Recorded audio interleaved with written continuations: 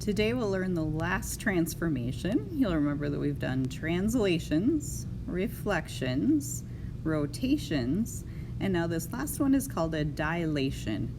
And it just basically means getting larger and smaller, just kind of like the pupil of your eye dilates, right? It gets larger and smaller depending on the light in the room, and that is a dilation.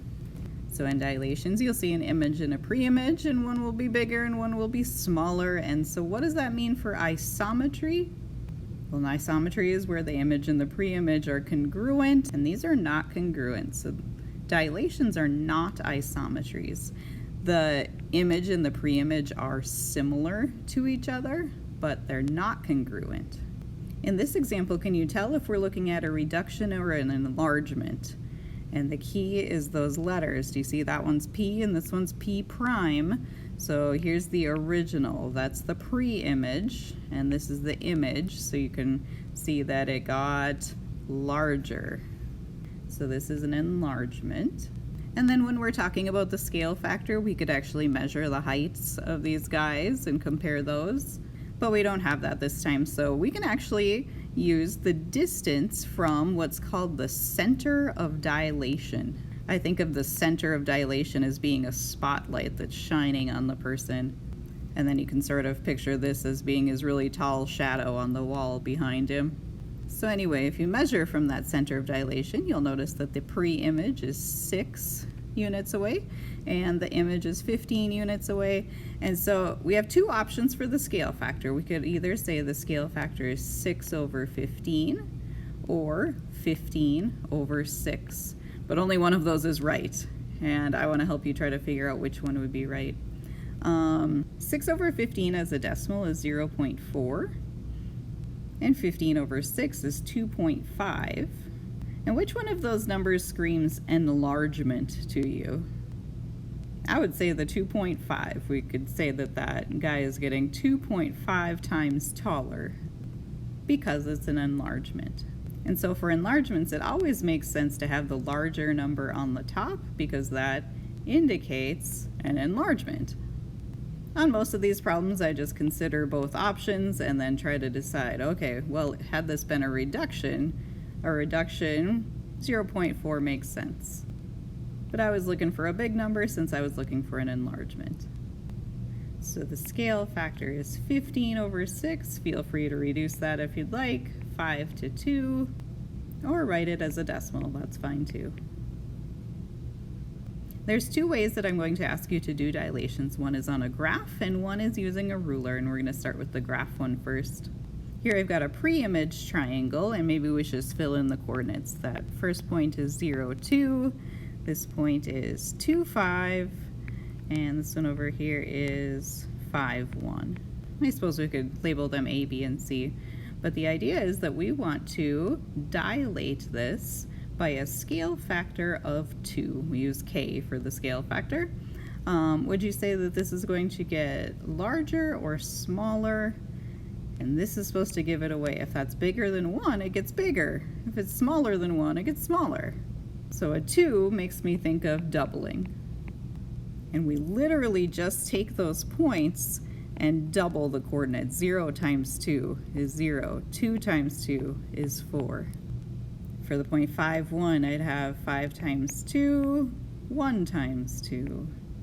And for 2, 5, 4, 10, right? And let's see what that looks like.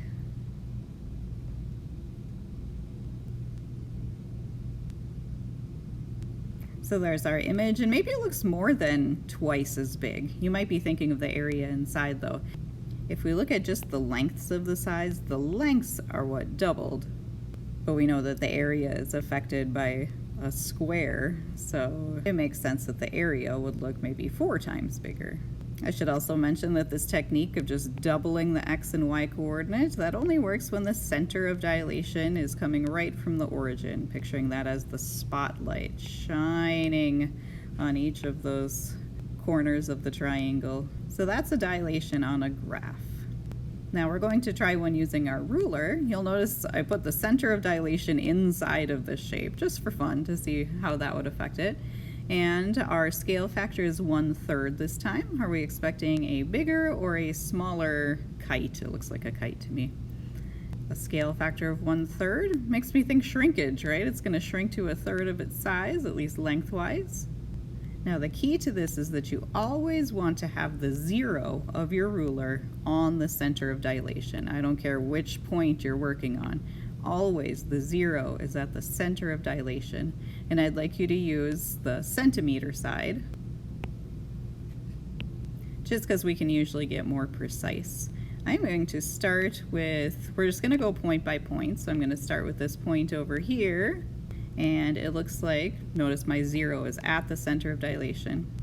It looks like I'm talking 5 centimeters or 50 millimeters. What you can do is you can draw that line in if you want, but what we're really thinking about is if that original distance was, let's call it 50 millimeters, and the scale factor is 1/3, we're always going to want to multiply. So 50 times 1/3, also known as 50 divided by 3. And that comes out to 16.6 repeating. So what we're going to do, remembering that 0 is at the center, from the center I'm going to measure out to 16 and then just a touch more. I would say that my new point is here. So if this was point A, this would be point A prime. And we're just going to do that for each of the vertices of this kite. This vertex is looking like 40 millimeters times 1/3 is 13.3 repeating millimeters. So I'm going to go to 13 and just a touch more. So if this were point B out here, B prime would be right there. Super important that we're keeping that 0 at the center of dilation.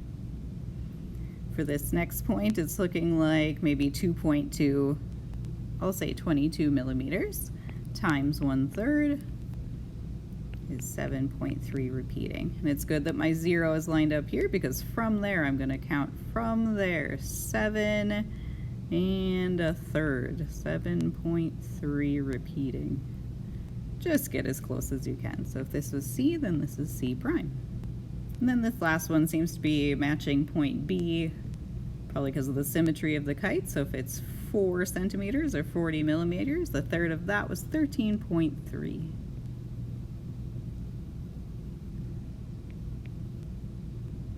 Let's see what that looks like connected.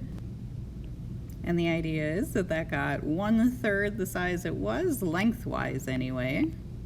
I like how these pre-image and image lines look like they're parallel. That'll help you troubleshoot anything that goes wrong with your measurements. So when you're doing a dilation with a ruler, the biggest rule is just keep that 0 at the center of dilation. Dilations can be reductions or enlargements, but they're not isometries because the pre-image and image aren't congruent. We can do dilations on a graph just by using the coordinates. As long as the center of dilation is 0, 0, it's nice and easy. And now we know how to do them with a ruler too.